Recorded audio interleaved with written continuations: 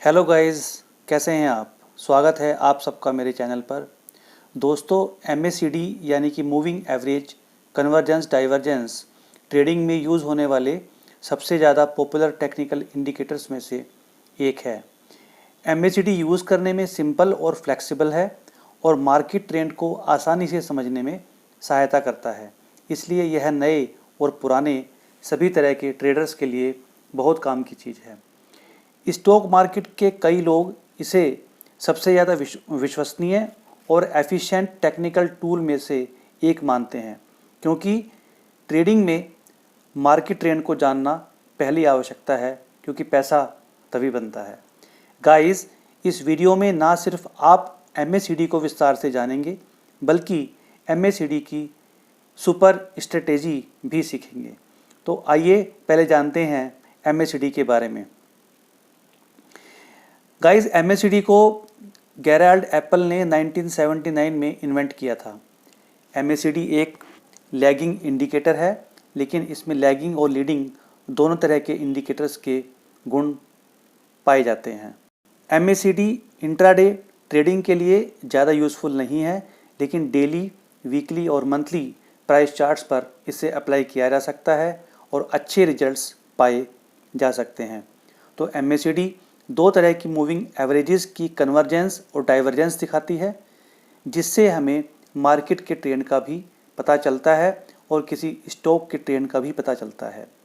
MACD stocks में भी use किया जा सकता है और इंडिसेस जैसे कि Nifty, bank Nifty, forex, crypto आदि में भी यूज़ किया जा सकता है।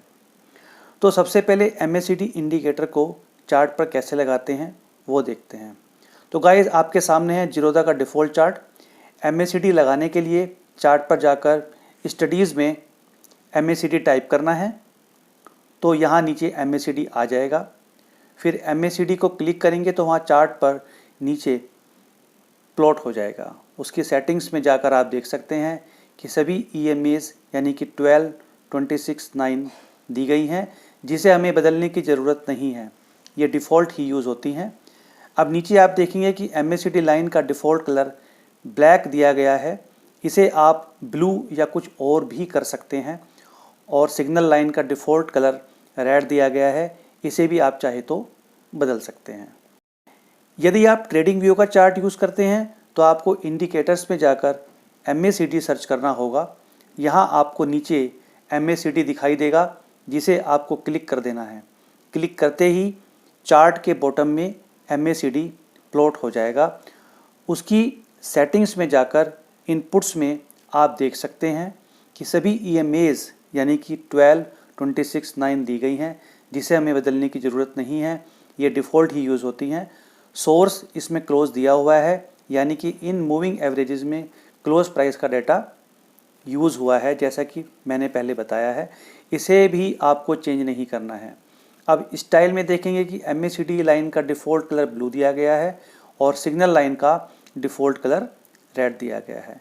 इन कलर्स को आप चाहें तो बदल सकते हैं, नहीं तो आप डिफ़ॉल्ट कलर भी यूज़ कर सकते हैं। बाकी आपको कुछ भी बदलने की ज़रूरत नहीं है, बस यहाँ से इसे ओके कर दीजिए और अब MACD इंडिकेटर आपके यूज़ करने के लिए तैयार है। अब समझते हैं कि MACD में दिखने वाली चीज़ों के बारे में। MACD इंडिकेटर के चार्ट पर 3 तरह की लाइंस होती हैं, जिसमें एक को जीरो लाइन या बेस लाइन कहते हैं, दूसरी को MACD लाइन कहते हैं और तीसरी को सिग्नल लाइन कहते हैं।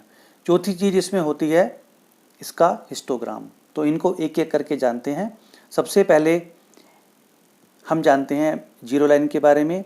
MACD में पहली लाइन होती है बेस लाइन। यह लाइन एक्चुअली एक परमानेंट लाइन है जो कि जीरो पर रहती है, इसीलिए इसे ज़ीरो लाइन भी कहते हैं। इसी लाइन के ऊपर नीचे MACD इंडिकेटर की बाकी दोनों लाइंस चलती हैं, जिससे हमें बाई और सेल के सिग्नल्स मिलते हैं। इस ज़ीरो लाइन के ऊपर पॉजिटिव वैल्यूज़ होती हैं और नीचे निगेटिव वैल्यूज़ होती हैं। MACD के चार्ट पर दूसरी लाइन होती है MACD लाइन। इसी लाइन से MACD की वैल्यू मिलती है। 26 EMA में से 12 EMA को घटाने से यानी कि सब्ट्रैक्ट करने से कन्वर्जेंस और डाइवर्जेंस की वैल्यू मिलती है और इन्हीं वैल्यूज से एक MACD लाइन बनती है। इन दोनों EMAs में यानी कि एक्सपोनेंशियल मूविंग एवरेजेस में क्लोजिंग प्राइस यूज़ होता है। 26 एक्सपोनेंशियल मूविंग एवरेज का मतलब है 26 दिन का या फिर 26 ट्रेडिंग सेशंस का डाटा, और 12 EMA का मतलब है 12 दिन का या फिर 12 ट्रेडिंग सेशंस का data.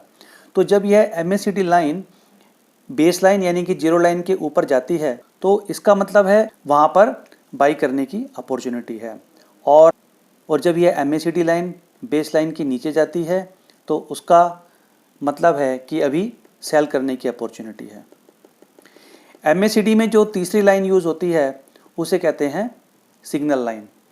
Signal line actually 9 exponential moving average होती है जो कि स्टॉक के 9 दिनों के या फिर 9 ट्रेडिंग सेशंस के क्लोजिंग प्राइस को यूज़ करके बनती है।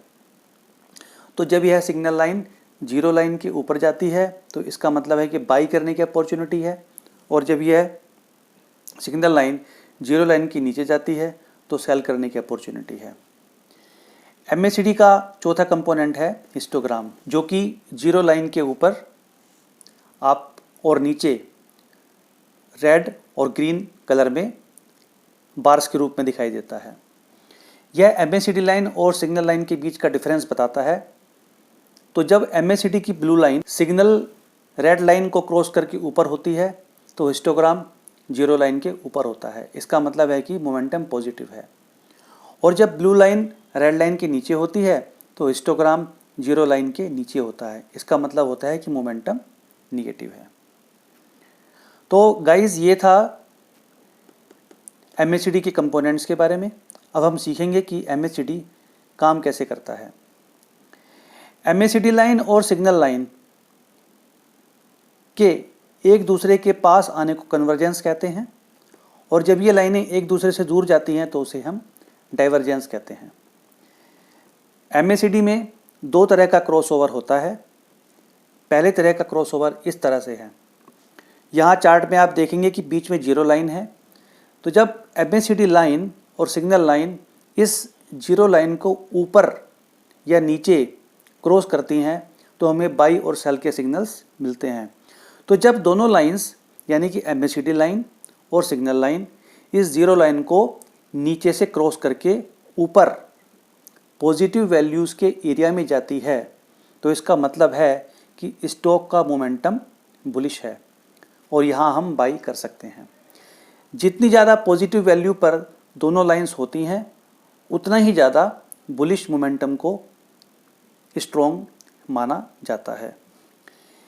इसके विपरीत जब दोनों लाइंस यानी कि MACD लाइन और सिग्नल लाइन इस जीरो लाइन को क्रॉस करके निगेटिव वैल्यूज़ के एरिया में जाती हैं यानी कि जीरो लाइन के नीचे जाती हैं तो इसका मतलब है कि स्टॉक का मोमेंटम बियरिश है, जो कि हमें सेल करने का संकेत देता है। तो जितनी ज़्यादा निगेटिव वैल्यू पर दोनों लाइंस होती हैं उतना ही ज़्यादा बियरिश मोमेंटम को स्ट्रॉन्ग माना जाता है। अब दूसरी तरह का क्रॉसओवर समझते हैं जिससे भी हमें बाई और सेल के सिग्नल्स मिलते हैं। तो जब स्टॉक बुलिश होता है तब MACD लाइन, जो कि यहाँ पर ग्रीन कलर में दिखाई गई है, सिग्नल लाइन को नीचे से ऊपर की ओर क्रॉस करती है, इसलिए यहाँ क्रॉसओवर पर हमें बाई करने का सिग्नल मिलता है। और जब स्टॉक बियरिश होता है तब MACD लाइन यानी कि ब्लू लाइन सिग्नल लाइन को ऊपर से नीचे की ओर क्रॉस करती है और यहाँ पर हमें सेल करने का सिग्नल मिलता है। जितना ज़्यादा MACD लाइन सिग्नल लाइन से दूर जाती है उतना ही ज़्यादा स्टॉक का बुलिश या बियरिश होना माना जाता है। इसे ही मूविंग एवरेज डाइवर्जेंस कहते हैं। और जब MACD लाइन सिग्नल लाइन से आकर मिल जाती है तो इसे मूविंग एवरेज कन्वर्जेंस कहते हैं, और यहाँ से डाइवर्जेंस होने की संभावना रहती है, जिसका मतलब है कि ट्रेंड चेंज हो रहा है। और जब दोनों लाइंस यानी कि MACD लाइन और सिग्नल लाइन मिलकर साथ साथ चलती हैं तो इसका मतलब है कि स्टॉक में कोई भी ट्रेंड नहीं है, यानी कि मार्केट साइडवेज है, इसलिए इस सिचुएशन में कोई भी ट्रेड नहीं लेना है और हमें क्रॉसओवर का इंतज़ार करना है। तो इस तरह से यह पता चलता है कि MACD इंडिकेटर केवल ट्रेंडिंग मार्केट में ही बाई और सेल के सिग्नल्स देता है, साइडवेज मार्केट में यह सिग्नल नहीं देता। तो अब हम सीखेंगे MACD की स्ट्रेटेजीज। MACD हमें मार्केट का ट्रेंड और ट्रेंड का मोमेंटम दोनों ही चीज़ें बताता है। तो MACD की बेसिक अंडरस्टैंडिंग ये है कि यहाँ चार्ट पर देखिए कि MACD लाइन ब्लू कलर में है और सिग्नल लाइन रेड कलर में है। तो जब जीरो लाइन के नीचे ब्लू लाइन रेड लाइन को क्रॉस करके ऊपर जाए तो बाई करना होता है, और जब जीरो लाइन के ऊपर ब्लू लाइन रेड लाइन को क्रॉस करके नीचे जाए तो सेल करना होता है। तो ये MACD की एक बेसिक अंडरस्टैंडिंग है। तो अभी MACD की एक्यूरेसी बढ़ाने के लिए क्या करें? तो इसका उत्तर ये है कि MACD अकेले यूज़ नहीं होता, इसे दूसरे इंडिकेटर्स के साथ कॉम्बिनेशन में इस्तेमाल किया जाता है। और इस्तेमाल कैसे किया जाता है वो इस तरह से है। तो पहली स्ट्रेटेजी है MACD plus support and resistance, यानी कि MACD को सपोर्ट एंड रेजिस्टेंस के साथ इस्तेमाल करना। तो यहाँ चार्ट में आप देखिए कि यहाँ जब प्राइस ने रेजिस्टेंस को छुआ और उसके बाद प्राइस नीचे करना शुरू हुआ, तो यहाँ MACD चार्ट में भी ब्लू लाइन ने रेड लाइन को नीचे की ओर क्रॉस किया है और शेयर का प्राइस नीचे गिरा है। तो यहाँ हम सेल करके शॉर्ट ट्रेड ले सकते हैं। और जब प्राइस ने सपोर्ट को छुआ और उसके बाद ऊपर बढ़ना शुरू हुआ, तो यहाँ MACD चार्ट में भी ब्लू लाइन ने रेड लाइन को ऊपर की ओर क्रॉस किया और शेयर के प्राइस के साथ ऊपर उठता चला गया। तो यहाँ हम बाई करके लॉन्ग ट्रेड ले सकते हैं। तो ये है MACD के साथ सपोर्ट एंड रेजिस्टेंस को यूज़ करने का तरीका। हमारी अगली स्ट्रेटेजी है MACD plus RSI plus moving average plus volume, यानी कि इसमें चार चीज़ें हैं। अपने ट्रेड को कंफर्म करने के लिए आप इस स्ट्रेटेजी को ध्यान से सुने और सीखें। ये बहुत बढ़िया स्ट्रेटेजी है और इसे इसी तरह अच्छे से इस्तेमाल करेंगे तो आप प्रॉफिट ज़रूर कमाएंगे। तो इसमें मूविंग एवरेज में हम दो तरह की एक्सपोनेंशियल मूविंग एवरेज यूज़ करेंगे। पहली है 5 EM में और दूसरी है 15 EM में। तो हमारी स्ट्रेटेजी क्या होगी? सबसे पहले क्या करना है कि जब हम देखेंगे कि चार्ट पर देखेंगे कि RSI की वैल्यू 40 और 50 के बीच में हो या 50 तक हो, 40 से लेके 50 तक हो और उसकी डायरेक्शन ऊपर की तरफ हो, तो ये RSI की कंडीशन हो गई। नंबर 2, तब इंतजार करना है कि MACD चार्ट में ब्लू लाइन रेड लाइन को नीचे से ऊपर की ओर क्रॉस कर दे। नंबर 3, फिर मूविंग एवरेज के क्रॉस ओवर का इंतजार करना है। तो जब 5 EM में, जो कि मैंने यहाँ पर ग्रीन कलर में दिखाई है, 15 EM में को, जो कि यहाँ पे रेड कलर में है, को नीचे से ऊपर की ओर क्रॉस करे, और नंबर 4, वॉल्यूम ग्रीन कलर का हो और 20 MA की लाइन से ऊपर हो, यानी कि वॉल्यूम के ऊपर मैंने 20 MA की लाइन लगाई है। तो ये एवरेज लाइन है। अगर इस लाइन के ऊपर वॉल्यूम ऊपर जाता हो तो ये 4 कंडीशंस हो गई। जब ये 4 कंडीशंस पूरी होती हैं तब हमें EMA क्रॉस ओवर के बाद, यानी कि जो दोनों ऊपर मूविंग एवरेज लगाई हैं चार्ट में, उनका जब क्रॉस ओवर होता है नीचे से ऊपर की ओर, तो क्रॉस ओवर के बाद फर्स्ट कैंडल के हाई पर हमें बाई करना है। यहाँ चार्ट में मैंने इन चारों कंडीशंस को सीधी खड़ी लाइन से दिखाया है। तो एग्जिट करने के लिए या तो आप नेक्स्ट रेजिस्टेंस पर अपना टारगेट लगा सकते हैं और वहाँ से एग्जिट कर सकते हैं, या फिर जब RSI 70 या 70 के आसपास ना पहुँच जाए तब तक आप इंतज़ार कर सकते हैं, और RSI जैसे ही 70 हो आपको एग्जिट कर लेना है। ये आपकी रिस्क लेने की क्षमता पर निर्भर करता है। तो अब हमें शॉर्ट ट्रेड कैसे लेना है वो देखते हैं। तो जब RSI की वैल्यू 60 से कम हो और उसकी डायरेक्शन नीचे की तरफ हो, यानी कि RSI की लाइन की जो डायरेक्शन है वो नीचे की तरफ हो, तो इंतज़ार कीजिए कि MACD चार्ट में ब्लू लाइन रेड लाइन को ऊपर से नीचे की ओर क्रॉस करे। फिर मूविंग एवरेज के क्रॉस ओवर का इंतज़ार करना है, यानी कि जब 5 EMA 15 EMA को ऊपर से नीचे की ओर क्रॉस करे। उसके बाद वॉल्यूम रेड कलर का हो और 20 MA की लाइन से ऊपर हो, तब हमें मूविंग एवरेज के क्रॉस ओवर के बाद फर्स्ट कैंडल के लो पर सेल करके शॉर्ट ट्रेड लेना है। और एग्जिट कहाँ पर करना है? एग्जिट हमें नेक्स्ट सपोर्ट पर करना है, या फिर जब RSI 30 या 30 के आसपास पहुंच जाए तो वहां पे हमें एग्जिट कर लेना है। तो ये थी MACD की सुपर स्ट्रेटेजी, जिसमें 4 चीज़ों का इस्तेमाल करके आप अपने ट्रेड को स्ट्रॉन्ग बना सकते हैं। 4 चीज़ों का कंफर्मेशन जब हो तभी आपको ट्रेड लेना है, अदरवाइज नहीं लेना है। ये चारों कंडीशंस पूरी होनी चाहिए, तभी आपका ट्रेड कंप्लीट होगा। ये बहुत बढ़िया स्ट्रेटेजी है और इसे इसी तरह अच्छे से इस्तेमाल करेंगे तो आप प्रॉफिट जरूर कमाएंगे। ध्यान ये रखना है कि जैसे आपको समझाया है कि चारों कंडीशंस पूरी होनी चाहिए तभी आपको ट्रेड लेना है। और एक बात और कि MACD का क्रॉसओवर और EMA का क्रॉसओवर थोड़ा सा आगे पीछे हो सकता है, यानी कि कभी मूविंग एवरेज का क्रॉसओवर पहले हो जाएगा थोड़ा सा, तो कभी MACD का क्रॉसओवर थोड़ा सा पहले हो जाएगा।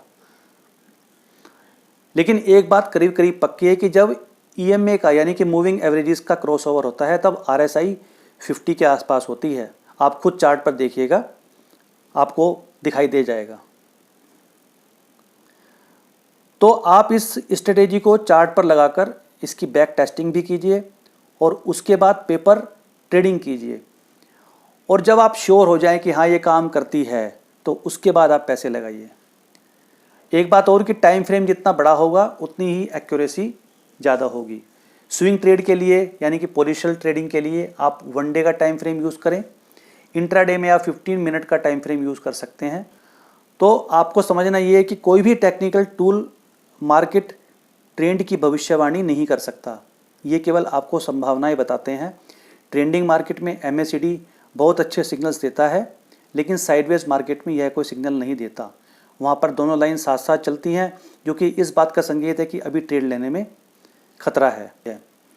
तो गाइज ये थी जानकारी MACD के बारे में। आपको कैसी लगी अपने कमेंट्स में ज़रूर बताइएगा।